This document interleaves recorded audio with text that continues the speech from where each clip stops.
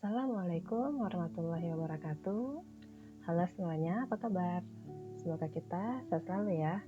Oke, pada kesempatan kali ini kita akan membahas tentang materi sistem perkembangan politik dan ekonomi masa demokrasi parlementer tahun 1950 sampai 1959. Untuk itu, mari kita simak bersama-sama ya.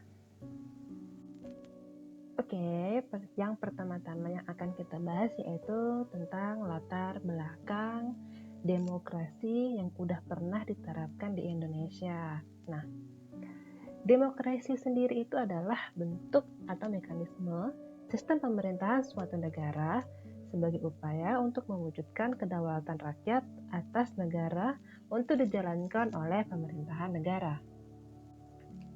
Indonesia merupakan salah satu negara yang memiliki banyak pengalaman tentang demokrasi.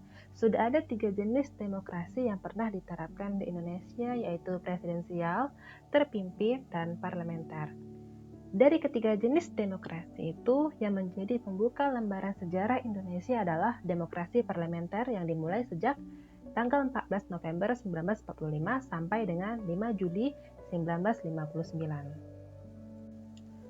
Pelaksanaan demokrasi liberal atau parlementer sudah sesuai dengan konstitusi yang berlaku saat itu, yakni Undang-Undang Dasar Sementara 1950.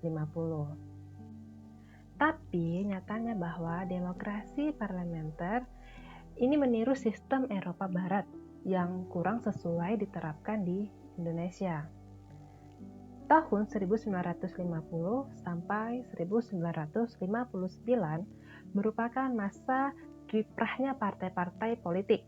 Dua partai terkuat pada masa itu, PNI dan Masyumi, silih berganti memimpin kabinet.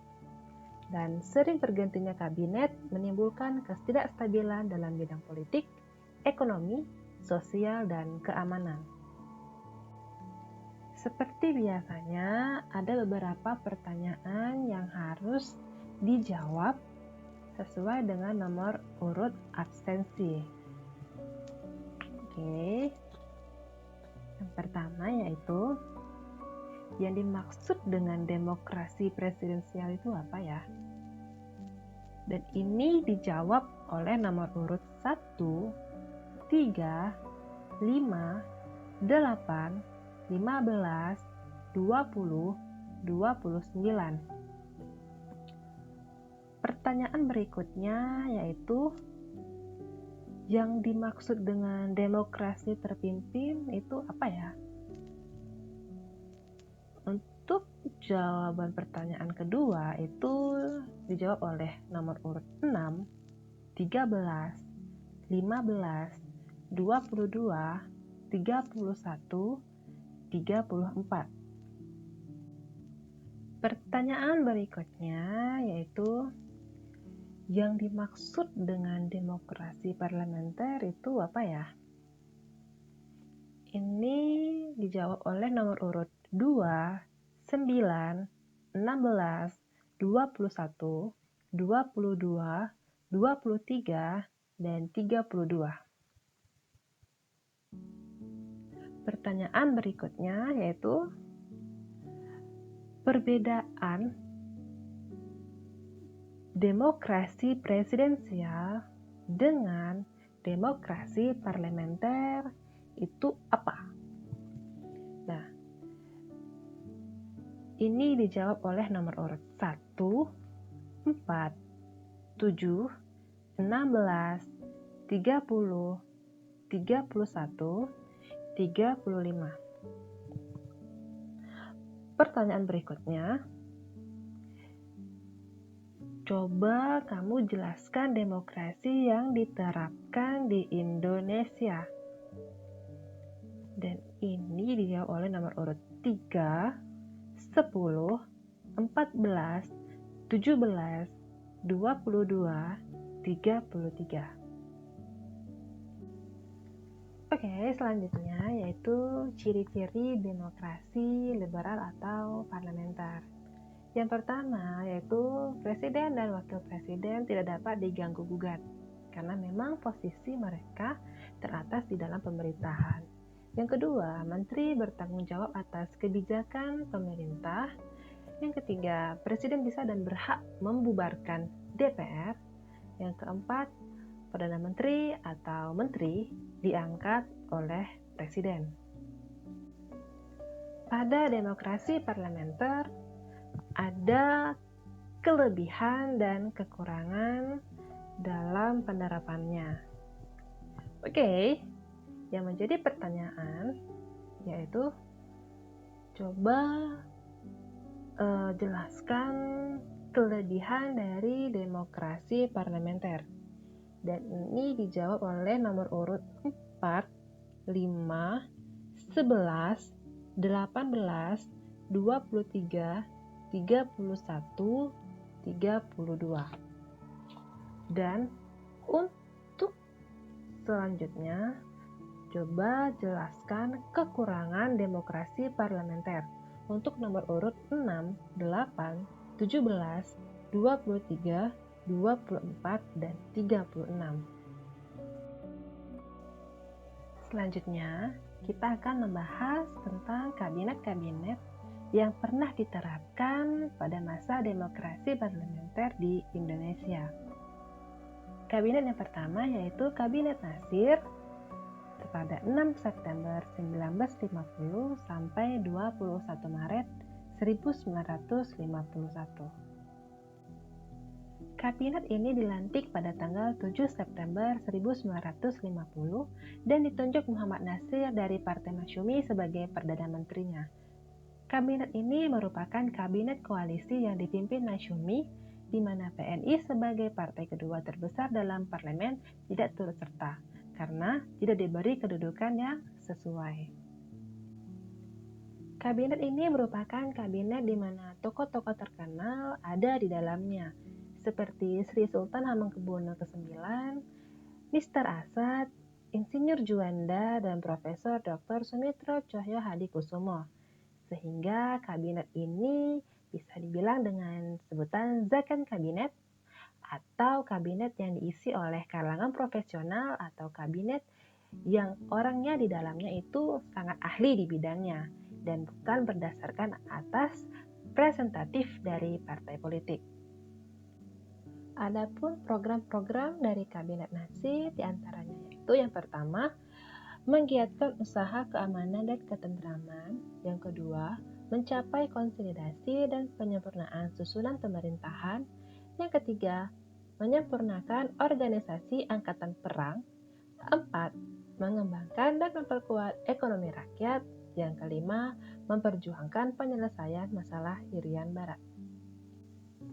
Oke, selanjutnya ada beberapa pertanyaan terkait dengan Kabinet Natsir. Yang pertama yaitu coba kamu jelaskan pencapaian keberhasilan yang pernah dicapai oleh Kabinet Natsir. Dan ini dijawab oleh nomor urut absen nomor 2, 9, 15, 18, 19, 25. Pertanyaan berikutnya yaitu jelaskan permasalahan yang pernah dihadapi oleh Kabinet Natsir. Dan ini ditujukan pada nomor absen nomor 5, 12, 20, 24, 33. Pertanyaan berikutnya yaitu coba dijelaskan akhir dari kekuasaan Kabinet Natsir ini. Dan ini ditujukan nomor urut untuk nomor urut 1, 6, 10, 19, 24, 32.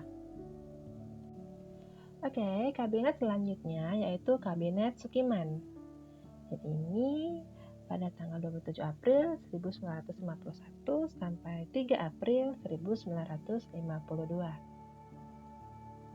Setelah jatuhnya Kabinet Natsir, Presiden Soekarno menunjuk Sidik Joyo Sukatro dari PNI dan Sukiman Wijaya Sancoyo dari Masyumi sebagai formatur dan berhasil membentuk kabinet koalisi dari Masyumi dan PNI. Kabinet ini terkenal dengan nama Kabinet Sukiman yang dipimpin oleh Sukiman sendiri. Adapun program-program Kabinet Sukiman yaitu yang pertama di bidang keamanan, yaitu menjalankan tindakan tegas sebagai negara hukum untuk menjamin keamanan dan ketentraman. Yang kedua di bidang sosial ekonomi, di mana mereka mengusahakan kemakmuran rakyat secepatnya dan memperbaharui hukuman agraria agar sesuai dengan kepentingan petani dan mempercepat usaha penempatan bekas pejuang di lapangan usaha. Yang ketiga, di bidang politik luar negeri, menjalankan politik luar negeri secara bebas aktif serta memasukkan Irian Barat ke dalam wilayah Republik Indonesia. Yang keempat, di bidang hukum, di mana mereka menyiapkan undang-undang tentang pengakuan serikat buruh, perjanjian kerjasama, penerapan upah minimum, dan penyelesaian pertikaian buruh. Yang kelima, mempercepat persiapan pemilihan umum. Nah, di sini ada beberapa pertanyaan terkait tentang Kabinet Sukiman. Yang pertama yaitu,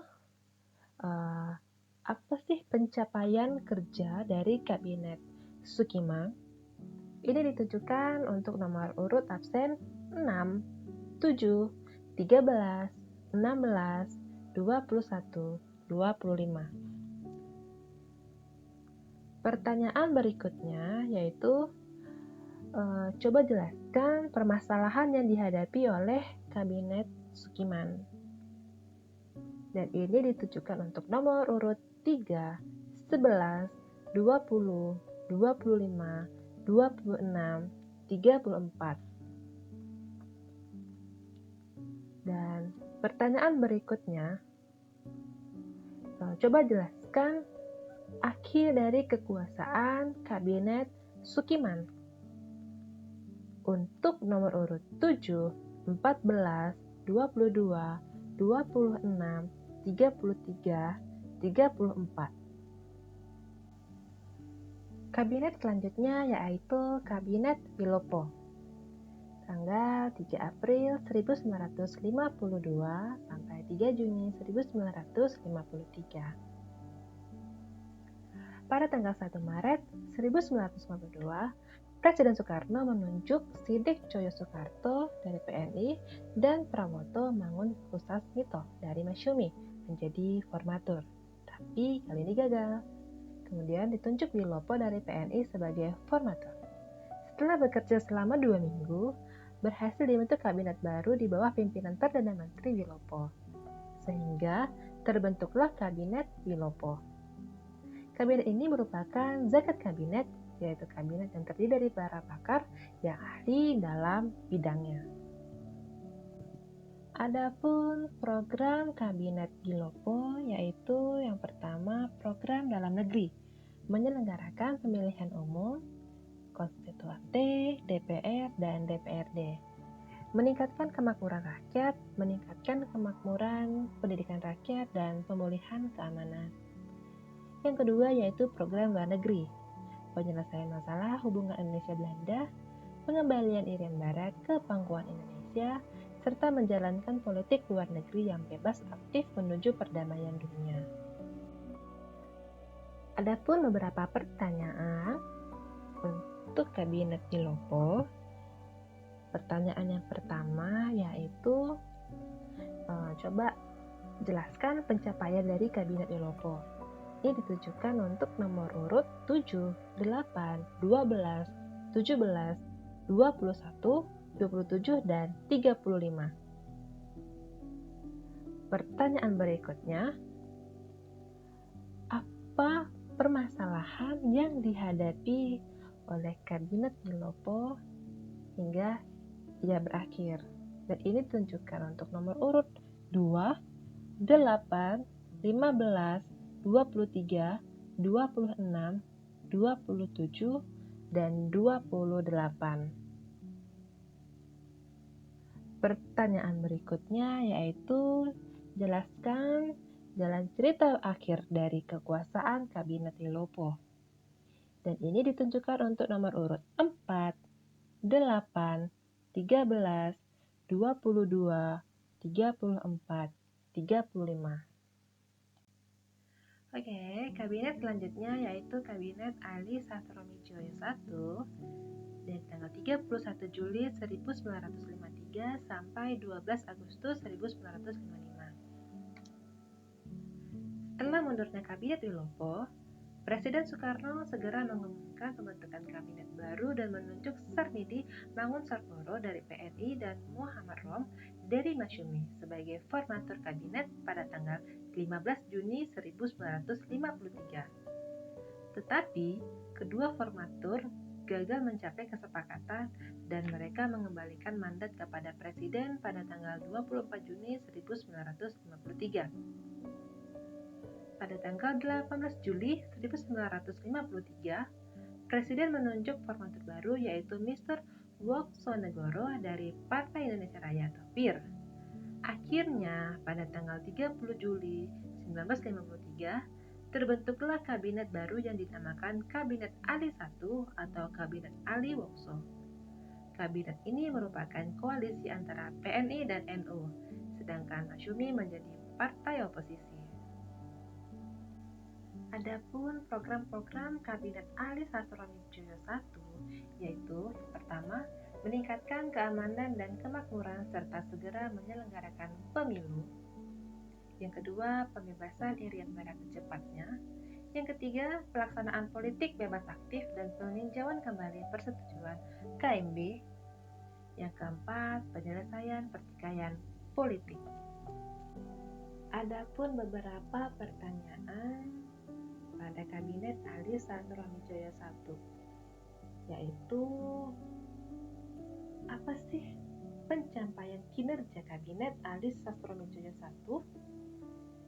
Pertanyaan ini ditujukan untuk nomor urut 9, 16, 18, 24, 28, 29. Pertanyaan selanjutnya yaitu coba kamu jelaskan permasalahan yang dihadapi oleh Kabinet Ali Sastronidjoyo I.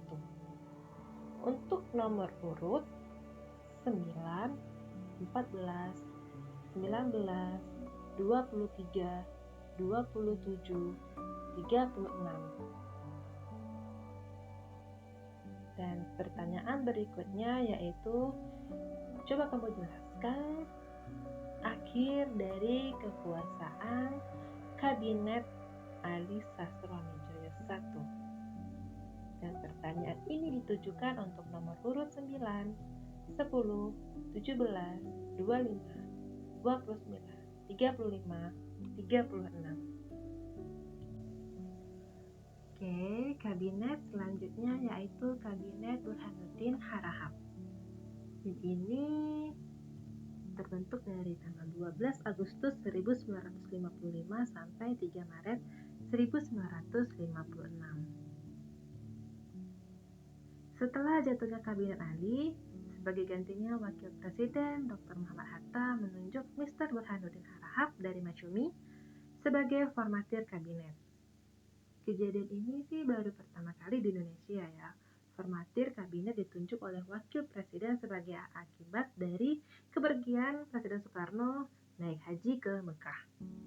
Nah, kabinet ini terbentuk pada tanggal 11 Agustus 1955 berdasarkan keputusan Presiden nomor 141 tahun 1955 tertanggal 11 Agustus 1955 dan mulai bekerja setelah dilantik tanggal 12 Agustus 1955 dengan dipimpin oleh Burhanuddin Harahap.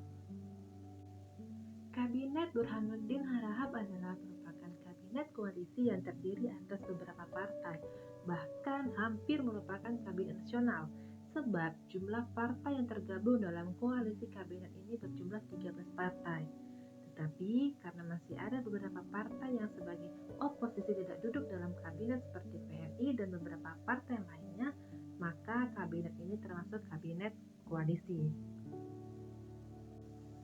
Adapun beberapa program-program Kabinet Burhanuddin Harahap yaitu yang pertama, mengembalikan kewibawaan pemerintah, yaitu mengembalikan kepercayaan angkatan darat dan masyarakat kepada pemerintah. Yang kedua, melaksanakan pemilihan umum menurut rencana yang sudah ditetapkan mengesahkan dan mempercepat terbentuknya parlemen baru. Yang ketiga, masalah desentralisasi, inflasi, pemberantasan korupsi. 4. Perjuangan pengembalian Irian Barat. Yang kelima, politik kerjasama Asia-Afrika berdasarkan politik luar negeri bebas aktif. Oke, ada beberapa pertanyaan untuk Kabinet Burhanuddin Harahap. Pertanyaan yang pertama yaitu, coba jelaskan pencapaian kinerja Kabinet Burhanuddin Harahap. Ini ditujukan untuk nomor absen nomor 1, 3, 5, 15, 19, 24, 30. Pertanyaan selanjutnya yaitu, jelaskan apa saja sih permasalahan yang dihadapi oleh Kabinet Burhanuddin. Dan ini ditujukan untuk nomor absen 10, 11, 18, 26, 28, 30, 31. Pertanyaan berikutnya yaitu, mengapa kekuasaan kabinet ini berakhir? Dan ini ditujukan untuk nomor absen 2, 10, 16, 25, 32, 36. Kabinet selanjutnya yaitu Kabinet Ali Sastroamidjojo kedua, dan ini dimulai dari tanggal 20 Maret 1956 sampai 4 Maret 1957. Setelah berakhirnya masa jabatan Kabinet Burhanuddin Harahap, Presiden Soekarno menerapkan cara yang berbeda dalam menunjukkan formatur untuk kabinet selanjutnya. Nah, kali ini Presiden Soekarno tidak menunjuk perseorangan menjadi formatur, tetapi menunjuk partai pemenang pemilu, dan nantinya partai tersebut akan mengajukan calonnya kepada Presiden. Saat itu, PNI sebagai partai pemenang pemilu berhak menjadi formatur dan mereka menunjuk Ali Sastroamidjojo dan Wilopo. Tetapi, pada akhirnya Presiden memilih Ali Sastroamidjojo menjadi formatur kabinet yang baru dan kabinet tersebut dinamakan Kabinet Ali Sastroamidjojo II atau sering juga disebut Kabinet Ali Rom Idham dengan Ali Sastroamidjojo sebagai ketua kabinet. Kabinet ini merupakan hasil koalisi 3 partai yaitu PNI, Masyumi, dan NU. Adapun program-program kabinet ini disebut juga rencana pembangunan 5 tahun yang memuat program jangka panjang. Nah, apa saja itu? Yang pertama, perjuangan pengembalian Irian Barat. Yang kedua, pembentukan daerah-daerah otonomi dan mempercepat terbentuknya anggota-anggota DPRD. Yang ketiga, mengusahakan perbaikan nasib kaum buruh dan pegawai. Keempat, menyehatkan perimbangan keuangan negara. Yang kelima, mewujudkan perubahan ekonomi kolonial menjadi ekonomi nasional berdasarkan kepentingan rakyat. Keenam, pembatalan KMB atau Konferensi Meja Bundar karena hasil perjanjian ini dianggap lebih menguntungkan Belanda dibandingkan Indonesia. Yang ketujuh, pemulihan keamanan dan ketertiban. Pembangunan 5 tahun menjalankan politik luar negeri bebas aktif. Yang kedelapan, melaksanakan keputusan KA. Dan ada beberapa pertanyaan yang ditujukan kepada beberapa nomor urut absen. Soal yang pertama yaitu, coba kamu jelaskan pencapaian kinerja dari Kabinet Ali Sastroamidjojo kedua. Dan ini ditujukan untuk nomor urut 12, 19, 20, 27, 31, 33. Pertanyaan selanjutnya yaitu, coba kamu jelaskan permasalahan yang terjadi di masa Kabinet Ali Sastroamidjojo kedua. Dan ini ditujukan untuk nomor urut 3, 6, 11, 17, 26, 29, 34. Pertanyaan selanjutnya yaitu, coba kamu jelaskan mengapa berakhirnya Kabinet Ali Sastroamidjojo kedua. Coba kamu jelaskan apa penyebabnya. Yang kedua, Oke, ini untuk ditujukan nomor urut 4, 11, 13, 20, 28, 32, 35. Oke, kabinet berikutnya yaitu Kabinet Juanda. Terbentuk tanggal 9 April 1957 sampai 5 Juli 1959. Setelah Kabinet Ali II jatuh, partai-partai politik kembali melakukan politik dagang sapi atau tawar-menawar antara beberapa partai politik dalam menyusun suatu kabinet koalisi untuk merebut kedudukan. Tapi Presiden Soekarno menunjuk Insinyur Juanda yang non-partai untuk membentuk kabinet baru. Kabinet ini dinamakan Kabinet Juanda dan resmi berdiri tanggal 9 April 1957. Kabinet dengan komposisi Insinyur Juanda sebagai Perdana Menteri dan 3 orang wakil yaitu Mr. Hardy, Idham Khalid, dan Dr. Laimena ini merupakan Zagan Kabinet, di mana kabinet yang terdiri dari para pakar yang ahli dalam bidangnya. Dibentuk karena kegagalan konstituante dalam menyusun Undang-Undang Dasar pengganti Undang-Undang Dasar sementara 1950, serta terjadinya perebutan kekuasaan antara partai politik. Program dalam Kabinet Juanda dikenal dengan program Pancakarya, sehingga sering juga disebut sebagai Kabinet Karya, di mana program-programnya yaitu yang pertama membentuk Dewan Nasional, yang kedua normalisasi keadaan Republik Indonesia, yang ketiga melancarkan pelaksanaan pembatalan KMB, 4 perjuangan pengembalian Irian Jaya, kelima mempergiat mempercepat proses pembangunan. Semua itu dilakukan untuk menghadapi pergolakan yang terjadi di daerah, perjuangan pengembalian Irian Barat, serta menghadapi masalah ekonomi dan keuangan yang sangat buruk. Dan ada beberapa pertanyaan terkait dengan Kabinet Juanda, yaitu pertanyaannya, apa pencapaian dari Kabinet Juanda? Ini ditunjukkan untuk nomor urut 4, 12, 18, 21, 27, 36. Pertanyaan selanjutnya yaitu, apa saja sih permasalahan yang dihadapi oleh Kabinet Juanda? Ini ditujukan untuk nomor urut 1, 13, 14, 21, 29, 30, 33. Pertanyaan berikutnya yaitu, mengapa Kabinet Juanda ini berakhir? Dan dijelaskan. Ini ditunjukkan untuk nomor urut 2, 5, 7, 12, 14, 19, 28, dan 30. Pertanyaan-pertanyaan yang disebutkan di atas agar studi kiranya segera diselesaikan di buku tugas ya. Dan sampai di sini kebersamaan kita. Sampai jumpa di materi berikutnya. Wassalamualaikum warahmatullahi wabarakatuh.